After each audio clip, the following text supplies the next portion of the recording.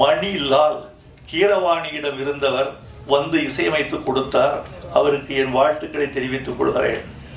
ராஜேந்திரன் கிடைத்தார் தயாரிப்பாளராக. பனைமரம் போல ஒருத்தர் வந்தார்.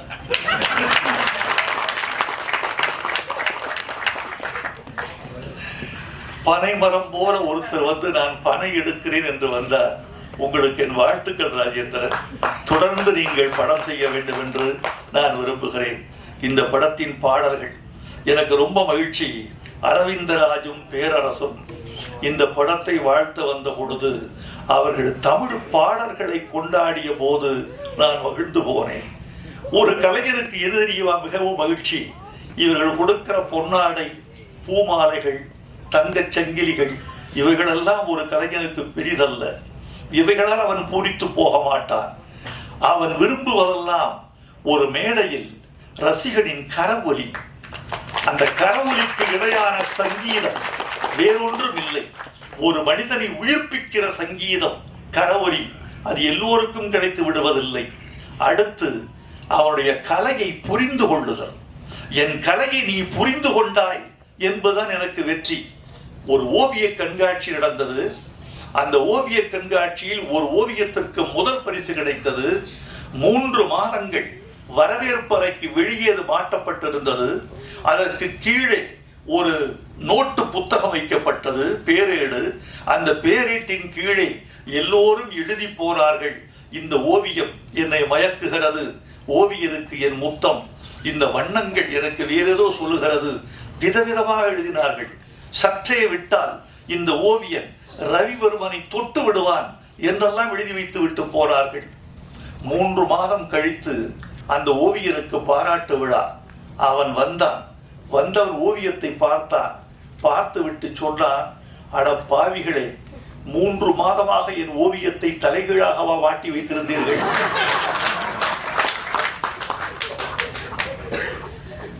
என்னை பாராட்டி புரியாமல் பாராட்டி இருக்கிறீர்கள். என் ஓவியத்தை புரிதல் தான் நான் கேட்கிற முதல் பரிசு. எனக்கு விருதெல்லாம் என் ஓவியம் ரசிக்கப்பட்டு விட்டது, துய்க்கப்பட்டு விட்டது, என் கலையின் ஜீவ நாடி அறிந்து கொள்ளப்பட்டு விட்டது என்பதுதான் ஒரு கலைஞன் வேண்டுகிற மிகப்பெரிய யாசகம். அந்த யாசகத்தை நான் இவர்களுக்கு கேட்கவில்லை. ஆனால் இந்த பெருமக்கள் எல்லோரும் சொர்க்கோ, பேராசிரியர் சொர்க்கோ தமிழ்நாட்டில் ஒரு முக்கியமான பேச்சாளர், பேராசிரியர், நல்ல பாடலாசிரியர், நல்ல எதிர்காலம் உள்ளவர். அரவிந்தராஜ் ஊமை விழிகள் செய்தவர். பேரரசு தமிழ்நாட்டு இயக்குநர்களில் முன்னணி இயக்குநர்களில் முக்கியமானவர். இவர்களெல்லாம் தமிழுக்கு ரசிகர்களாக இருக்கிறார்கள் என்பது எவ்வளவு பெரிய விஷயம். பாட்டை புரிந்து கொள்வதற்கு கொஞ்சம் தமிழின் விசாலம் வேண்டும். நான் தமிழர்களை எல்லாம் தமிழை ரசிக்கிறார்கள் என்றுதான் நம்புகிறேன். நான் நம்புவதற்கு காரணமே, தமிழ்நாட்டு மக்கள் பழமொழிகள் படித்து வந்தவர்கள், விடுகதை போட்டு வந்தவர்கள். எழுத்தறிவு இல்லாதவன் கூட தமிழோடு உறவாடி வந்திருக்கிறான் தமிழ்நாட்டில். அவனை கேட்டால் விவாதிப்பான், அவனை கேட்டால் விமர்சிப்பான், அவனை கேட்டால் பழமொழிகளில் பதில் சொல்வான், அவனை கேட்டால் விடுகதைகளிலும் சிக்க வைப்பான். அப்படி தமிழன் தன்னுடைய வாழ்வோடு தமிழோடு ஊறி வந்திருக்கிறான். எனவே இந்த தமிழும் அவனுக்கு புரியும் என்று நம்பிக்கையில் கொண்டுதான் வந்திருக்கிறேன். சில பேருக்கு புரிவதில்லை, அந்த இடத்தில் தமிழ் நிலைப்பதில்லை. ஒன்று சொல்லுகிறேன், திரைப்பட பாட்டை நான் எப்படி நினைக்கிறேன் தெரியுமா? வாழைப்பழத்துக்கும் ஆப்பிளுக்கும் ஒரு வேறுபாடு உண்டு. உங்களுக்கு தெரியும், ஆப்பிள் கொஞ்சம் பணக்காரர்களின் பழம், வாழை கொஞ்சம் ஏழைகளின் பழம். வியாபாரிகள் சங்க தலைவரை வைத்துக் கொண்டு அவருக்கே பாடம் எடுத்துக் கொள்கிறார். ஒன்று சொல்லுவார்கள், திரைப்படம் ஏழைகளின் ஆப்பிள் வாழைப்பழம் என்பது பழமொழி. நான் பாமரர்களின் கவிதை திரைப்பட பாட்டு என்று நினைக்கிறவர். வாழைப்பழம் எப்படி ஏழைகளுக்கு ஆப்பிளின் சக்தியை கொடுக்கிறதோ, பாமரர்களுக்கு கவிதையின் சக்தியை கொடுக்கிறது. நீங்கள் கொஞ்சம் புரிந்து கொண்டால் உங்கள் மூளை விசாலப்படும், உங்கள் ரசனை அகலப்படும், உங்கள் வாழ்வு செழுமை உறும், உங்கள் இதயம் மகிழ் உறும். உதாரணமா ஒரு பாட்டு, இது புரிஞ்சுக்கிட்டு இருக்கீங்களா? மலர்களைப் போல் தங்கை உறங்குகிறாள் என்று கவிதை வடித்தார் கவியரசர் கண்ணதாசன். அதில் ஒரு வரி, தங்கைக்கு திருமணமாகிறது, வளர்கிறாள், போகிறாள், வரவேற்கப்படுகிறாள், இப்படி பாட்டு போகுது. தங்கையின் எதிர்காலம் குறித்து அண்ணன் கனவு காண்கிறான். அவ சொல்றான், பூமணம் கொண்டவள் பால்மணம் கண்டாள். இந்த பொருள் எத்தனை பேருக்கு புரிஞ்சிருக்கு? பூமணம் கொண்டவள் பால்மணம் கண்டாள். ஒரு கவிஞன் 10 மாதத்தை 4 வார்த்தைகளில் கடக்கிறான். பூமணம் கொண்டவள், மலர் சூடிக்கொண்டாள், மணவாளனால் பூமணம் கொண்டவள், 10 மாதத்தில் குழந்தை பிறந்துருச்சு, பால் மனம் கண்டாள். அந்த 10 மாதத்தை 4 சொற்களில் கிடக்கிறான் கவிஞன். இதை புரிந்து கொள்கிற போது மொழி மீது காதல், கவிஞன் மீது காதல், நம் மீதே காதல், நம் கலாச்சாரத்தின் மீது ஒரு பெரிய செறிவு விரிவு இதெல்லாம் வருகிறது. கன்னத்தில் ஒன்னே ஒண்ணு கடனாகத்தாடா, கல்யாண பரிசுல என்ன அர்த்தம்? கன்னத்தில் ஒன்னே ஒண்ணு கடனாகத்தாடா, கடன் தந்தால் என்ன அர்த்தம்? திருப்பி தரணும். கன்னத்தில் ஒன்னே ஒண்ணு கடனாகத்தாடா, கடனா கொடுத்துட்டு நான் திருப்பி தரணும் இல்ல, நான் வட்டியும் ஸ்போர்ட்ல கொடுப்பேன். நீ ஒரு முத்தம் கொடுத்தால் நான் திருப்பி 1, வட்டி 1, நான் 2 முத்தம் கொடுப்பேன். கன்னத்தில் இதெல்லாம் இவ்வளவு அழகு இருக்கு. இப்போது நான் சொன்ன பிறகு இந்த சபை கைதட்டுவதை பார்த்து நீங்கள் புரிந்து கொண்டால் உங்களுக்கு நீங்களே கைதட்டிக் கொள்ள மாட்டீர்களா? உங்களோடு சேர்ந்து தமிழும் கைதட்டாதா? இது பட்டுக்கோட்டை பாட்டு. வாலி எழுதினாரு, வளையல் போட வர்றாரு கல்யாண பொண்ணுக்கு. கல்யாண பொண்ணு கண்ணான கண்ணுன்னு ஒரு பாட்டு. அதுல பொண்டாட்டி புருஷன் 2ஆக இருந்தால், இது வரைக்கும் தான் தெரியும், பொண்டாட்டி புருஷனுக்கும் பொண்டாட்டிக்கு சண்டை, 2 பேரும் ஒன்னா இருக்கணும், ஆனா 2ஆ இருக்காங்க. இந்த வளையல் போட்டா என்ன ஆகும்? பொண்டாட்டி புருஷன் 2ஆக இருந்தால் சராசரியா எப்படி எழுதுவான்? ஒருத்தன் ஒன்னாக செய்யும் வளையல் அப்படித்தான் எழுதுவான். பொண்டாட்டி புருஷன் 2ஆக இருந்தா 1 சேர்த்துரும் 2 பேரையும், அப்படிதான் எழுதுவான்.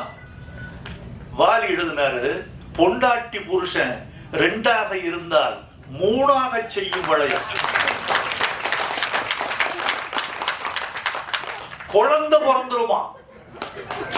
இந்த வளையல் சத்தம் அவளை அந்த வளையல் சத்தத்தின் சிணுங்களில் அவள் எழுப்புவதும், அவள் முனகுவதும், அவள் அழைப்பதும், அவள் ஆரவாரம் செய்வதும், அவள் கொஞ்சச் செய்வதும், அவள் மிஞ்சி செய்வதும், 2 பேருக்கும் ஒரு காதல் வளர்வதும், காதல் கலவியில் முடிவதும், அது குழந்தையில் சென்று வளர்வதும் இந்த ஒரு வளையலால் நடக்கும்னு சொல்றான்.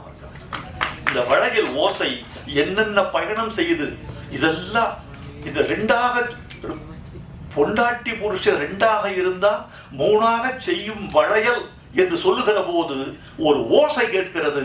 அந்த ஓசையின் வழியே ஆசை வழிந்து 3ஆவது குழந்தை பிறந்து விடுகிறது சொல்றான். இவ்வளவு இருக்கு இந்த படத்துல. பாட்டில் இருக்க ஒரு பாட்டு, இந்த பொண்ணு நல்லா நடிச்சிருக்கீங்க, நீங்களும் நல்லா இருக்கீங்க தம்பி. அந்த பொண்ணை பக்கத்தில் ஒரு அழகான பெண்ணை வைத்துக் கொண்டு நீங்க அதை கவனிக்காமல் போறது மாதிரி ஒரு தண்டனை வேற எதுவுமே கிடையாது. அதை நீங்க ரொம்ப அலட்சியப்படுத்திருக்கீங்க, ரொம்ப அழகா. அதுல ஒத்த பனமரமா நான் ஒத்தையில நிக்கிறனே, புத்திகெட்ட அத்த மகன் புலம்ப விட்டு போறானே. இது ஒரு பெண்ணினுடைய ஏக்கம். இந்த முதல் வரி ஒத்த பனமரமான்னு ஏன் சொன்னான்? ஒத்த பனமரமான்னு ஏன் சொன்னான்? இந்த ஒத்த பனமரம் என்கிற முதல் வரியில் இங்க வச்சேன் இல்லையா, இதுக்கு ஒரு விடுகதை. ஒத்த பனமரமா ஒத்தையில நிக்கிறனே, புத்தி கெட்ட அத்த மகன் புலம்ப விட்டு போறானே. இந்த முதல் வரிக்குடைய விடுகதையை கடைசி வரியில விட சொல்லியிருக்கேன். ஒரு தலையா காதலிச்சா ஒண்ணு சேர முடியாது, ஒத்த பனமரையில் ஊஞ்சல் கட்ட முடியாதுன்னு சொல்லிட்டு. ஒத்த பனைமரத்தில் ஊஞ்சல் கட்ட முடியாது, கிளைகளற்ற மரம். இந்த பனைமரம் கிளைகளற்ற மரம், இதில் ஊஞ்சல் கட்ட முடியாது. இது நீ ஒரு பனைமரம், நான் ஒரு பனைமரம், ரெண்டு ஒத்த பனைமரம் சேர்ந்தாதான் ஊஞ்சலே கட்ட முடியும். இரண்டு கைகள் தட்டினால் தான் ஓசை வரும் என்று அது அந்த முதல் வரிக்கு சொல்லப்பட்ட. இந்த முதல் வரியை எடுத்து கொண்டுகோட்டு பொருள்கோள் என்று தமிழில் ஒரு இலக்கணம் உண்டு. இந்த கொண்டுகோட்டு பொருள்கோள் மூலம் இந்த முதல் வரியை எடுத்து கொண்டு போய் கடைசி வரியில் இணைத்தால் இந்த பாட்டுக்குரிய பின்னணியும் அந்த ஒரு பெண்ணின் வலியும் அதுக்குரிய காதல் துடிப்பும் அதெல்லாம் சேர்ந்து வரும். இதையெல்லாம் இப்படியெல்லாம் புரிந்து கொள்வதற்கு உங்களுக்கு நான் பயிற்சி கொடுக்க வேண்டும் என்று இந்த பாடல்களில் ஒரு முயற்சி செய்து கொண்டிருக்கிறேன். நண்பர்களே, இந்த விழாவுக்கு அண்ணன் விக்ரமராஜா வந்தது எனக்கு பெரிய பெருமையாக இருக்கிறது. நீங்கள் வந்ததில் எவ்வளவு அழகழகான செய்திகளை சொன்னீர்கள், உங்கள் வாழ்க்கையை சொன்னீர்கள், பனையின் பெருமையை சொன்னீர்கள், தமிழ்நாட்டு மக்களின் வலியை சொன்னீர்கள். எங்கு போனாலும் வியாபாரிகளை விட்டு கொடுக்க மாட்டீர்கள். அதோடு சேர்ந்து முதலமைச்சருக்கு ஒரு கோரிக்கை வைத்து விட்டீர்கள். எங்கே வந்தாலும் நீங்கள் நீங்களாகவே இருப்பீர்கள்.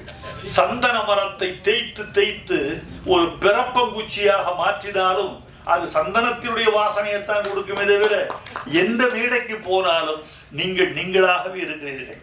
வந்திருந்த பெருமக்களுக்கு நன்றி, ஊடகத்தாருக்கு நன்றி, உங்களுக்கு நன்றி. நண்பர்களே, இன்றைக்கு ஒரு படம் தயாரிப்பது எளிது. பணம் இருந்தால், நல்ல கலைஞர்களின் துணை இருந்தால் படம் தயாரித்து விட முடியும். எது கடிது தெரியுமா? ஒரு படத்தை வெளியிடுவது. அந்த படத்தை வெளியிடுவது அவ்வளவு எளிதான காரியம் அல்ல. பணம் இருந்தால் மட்டுமே கூட படத்தை வெளியிட முடியாது. திரையரங்குகள், காலம், சூழல் எல்லாம் வேண்டும். எல்லாவற்றையும் விட இந்த படத்தை பார்ப்பதற்கு தமிழர்களின் தயாரான மனநிலை வேண்டும். அந்த மனநிலையை தயாரித்துக் கொண்டு இந்த படத்தை நீங்கள் நல்ல முறையில் வெளியிட வேண்டும்.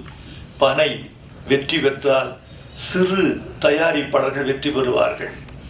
இங்கு ஒரு செய்தி மீண்டும் மீண்டும் சொல்லப்பட்டது. வைரமுத்து இந்த விழாவுக்கு வந்திருப்பது எங்களுக்கு பெருமை. பல விருதுகள் பெற்றவர் இந்த சின்ன விழாவுக்கு வந்திருக்கிறார் என்று. தயவு செய்து அந்த கருத்தை நீங்கள் திருத்திக் கொள்ள வேண்டும். இந்த விழாவுக்கு வருவதனால் தான் நான் விருது பெறுகிறேனே தவிர, இந்த விழாவுக்கு வருவதனால் தான் நான் பெருமை உறுகிறேனே தவிர, நான் பெரியவன் அதனால் இந்த விழாவுக்கு வந்தேன் என்று நான் ஒருபோதும் கருத மாட்டேன். ஏனென்றால் எவனுக்குள் என்ன குணம், எவனுக்கு என்ன பலம் கண்டதில்லை ஒருவருமே. ஒரு விதைக்குள்ளே அடைபட்ட ஆலமரம் கண்விழிக்கும், அதுவரை பொறுமனமே என்று எழுதியவன் நான். எனவே என்னை தேடி புதிய இயக்குனரோ புதிய இசையமைப்பாளரோ வருகிற போது எந்த புற்றுக்குள் எந்த பாம்போ என்று பார்க்காமல் எந்த விதைக்குள் எந்த விருட்சமோ என்றுதான் நான் பார்க்கிறேன். அப்படி ஒரு தயாரிப்பாளர், ஒரு இசையமைப்பாளர், ஒரு இயக்குனர் வந்த பொழுது இவர்களுக்குள் ஒரு பாரதி ராஜா, இவர்களுக்குள் ஒரு சங்கர், இவர்களுக்குள் ஒரு மணிரத்னம் இருந்துவிட மாட்டார்களா என்றுதான் நான் கருதி பார்க்கிறேன். அதனால் நீங்கள் எல்லோரும் வளர வேண்டும். எனக்குரிய ஆசை, நான் நீண்ட காலம் திரையுலகில் பயணித்துக் கொண்டே இருக்கிறேன். ஒரு 4 தலைமுறையை பார்த்து விட்டேன். எல்லா தலைமுறைக்கும் பொதுவான ஒரே ஒரு குணம் வெற்றியும் தோல்வியும். எல்லா தலைமுறையிலையும் வெற்றி ஒரு பாதி, தோல்வி ஒரு பாதி. இது மாற்றமே இல்லை. வேறு எதில் மாற்றம் இருக்கிறது என்று சொன்னால் முயற்சியில் மாற்றம் இருக்கிறது. தோல்விகளுக்கு பிறகு அந்த தோல்விகளை உரமாய் போட்டு மீண்டும் எழுந்து கொள்ள வேண்டும் என்பது பழைய தலைமுறைக்கு இருந்தது, புதிய தலைமுறைக்கு குறைந்திருக்கிறது. புதிய தலைமுறைக்கு ஒரு வார்த்தை, தோல்விகளை எல்லாம் பாடங்களாக கற்றுக்கொள்ளுங்கள், அடுத்தடுத்து முயற்சி செய்யுங்கள். பனை வெற்றி பெற வேண்டும்.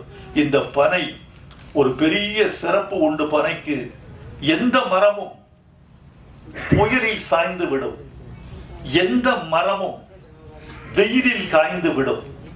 ஆனால் எந்த புயலுக்கும் சாயாத மரம், எந்த வெயிலுக்கும் காயாத மரம் பனை. அந்த பனை போல் இந்த படக்குழு வாழ்க என்று வாழ்த்தி விடைபெறுகிறேன். நன்றி.